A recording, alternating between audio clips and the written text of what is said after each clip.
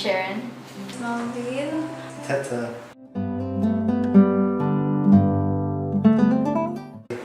I'm 16 years old. My age is underage. I am 17 years old. I went back to Indonesia in May 21st, 2016 before all the election went. I came back and same with my sister May 21, 2016. I went back to Indonesia in August 2016. My first impression was that Indonesia is a fucking dangerous place. Like, we had to cross. I was so scared. The road was full of vehicles. Like it was. It was so hot. The difference between the hotness from America to here is like here is more humid. It will be hot, and it was really hot. Like you came out, you can feel the heat. Like it's like super duper hot. It's crazy. So when we came out, it was like freaking sauna. I was terrified of my school. I wanted to interact with people, but I couldn't. I just watched them. I was like stuttering, and then people was looking at me. I was like, oh shit. The school that I go to now, like there's a lot of my old friends, like my old kindergarten and like a little bit of elementary friends. So over there I was welcomed, but over the times I was like really scared and I didn't really feel like I fit in. And I also there was some teachers that I was not really comfortable with. Well, I went to a school, to one of the favorite school, a private school in Surabaya, and I was expected to like minder and like not have any friends, right? Get bullied. I was like thinking, like, if I get bullied, I'm gonna like fight everyone. It's different than what Melvin and Sharon experienced in school. Of course. My friends are pretty freaking great, dude.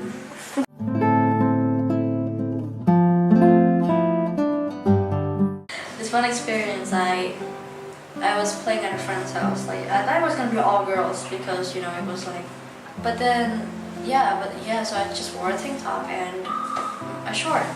But then dudes started to come in. I was like, what the fuck are you doing here? It was my two friends. One guy is the guy that I like. Anyways, I wore a tank top and I got out of the house and there was just Chenglu there was a Chenglu. So and I was like, oh, that looks fun. And then I just ran to them. And then he got mad at me. I don't know if I got traumatized or not, but I haven't worn a tank top since. Like without cover up. People here, I feel like they're more judgmental. Little things you can get judged with. Because like one time I made this video and it was like a dancing video. We were like lit. And like I don't know, I feel like people my friends from America would be like, oh my gosh, that's so fun, oh my gosh, you guys are so lit, ha ha ha, lol. But in here they're like, oh, who are you? Oh my gosh, like what the heck are you doing? Like you're embarrassing yourself. I'm so embarrassed to be your friend. Yeah, that kind of. So the first day, the school had like a basketball game, right? A semi-final in this DBL. It was a Saturday. I remember it was a Saturday.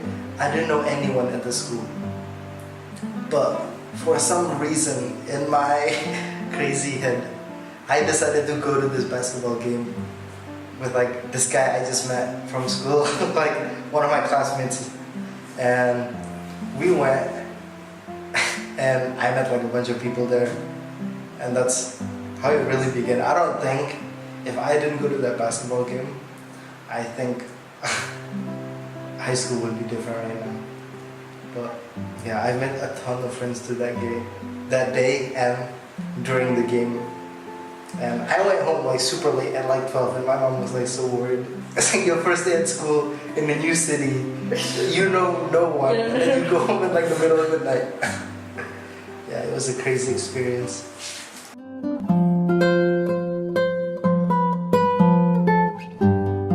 I don't understand some words like the word asal. Asal itu apa? And you're like, kamu goblok. I'm like, but I really don't know what the fuck that means. and they just leave me confused. I don't know what it means. And they hurt my feelings too, because if you translate that word, kon, ojo, goblok, ta, don't be so fucking stupid. It's basically that. And then I'm like, doesn't that hurt you? I cry a lot in school. I'm like, no one understands me, and I'm living such a.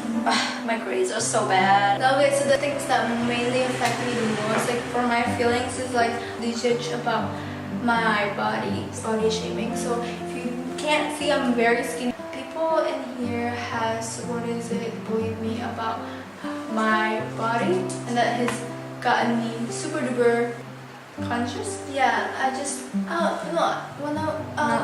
feel like body shaming is something that we really have to stop. It really hurts, and like it really affects my feeling. Like the guys would be like, oh my gosh, your hand is so small, just like your.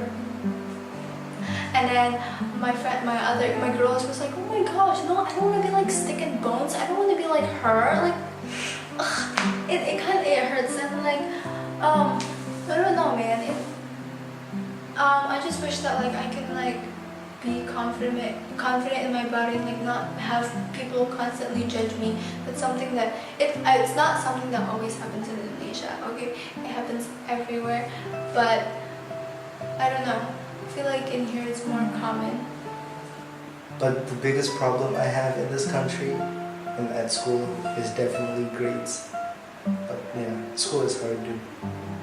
But grades, yeah, it's important because college looks like that. But we'll see what happens. Yeah. Studying the grades, the testings. It's like school is very heavy here. It's berat. Like you will be stressed. I'm a positive dude, so I don't get stressed. I find a way to not get stressed.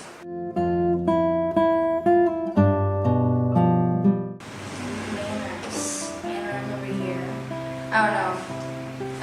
I think people here, they're so gengsi. It's like an image. They care about what other people, how other people use them.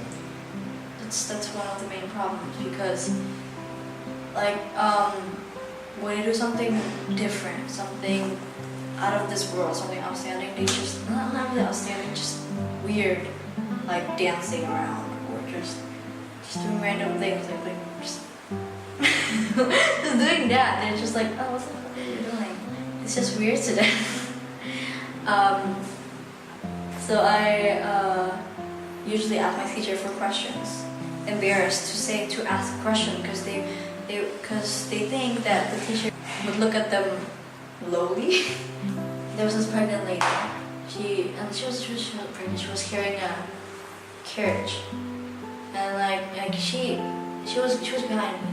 I was already ready to open the door for her, but she was holding it out. She was just that worried that someone would be like, I don't care for you, but I got you. But then like after that, she looks at me, but she just leaves. Also, judgmental people, they also have this thing. Indonesia is like a country where it's more religion-wise, and then everybody here is just like, you have to follow this religion. There's a lot of issues, political issues about religion, and I feel like I just want like someday for like everybody to kind of open up their minds. There's a lot of bribing, which I don't like. You should follow the law, follow the procedures. Some people, they get their driver's license without any test. Like, I'll pay you so that this much, I'll bargain so that I'll bribe you to give me my driver's license, and I don't like that. I feel like that's why over here, like, there's so many traffic. Not all people are like, educated in the road, and I don't like that. It's something that, yeah, I don't like bribing. We should bribe people. That's not cool. Definitely that our views should not be like religiously based. Well, I mean, it's definitely okay, right? Like, religion is good. It should be a way to unite people. not like to separate people. Like we're in the same country, we're all Indonesian. We need to learn how to have tolerance with every single one of us. Like any race, any religion, yeah, all that stuff is what's gonna make this country like move forward. Like before we can move forward, we have to go together into one nation, and then we can go up. But if some wants to go forward but some doesn't, it's not gonna work. It's like you push a car, but someone is holding the car back, so it's just gonna stay there. It's not gonna do anything. In the US, we can't say the N-word, right? Of course. It's like a big thing. Like, don't do that. But here it's like whenever they see Someone black. someone black or dark skin, they're like, oh look, yeah. It's often like that, but that's how we can make this country maju. We just need to have more tolerance. Everybody. Just very judgmental. Yeah, don't differentiate people. Because I differentiate. I guess that's it.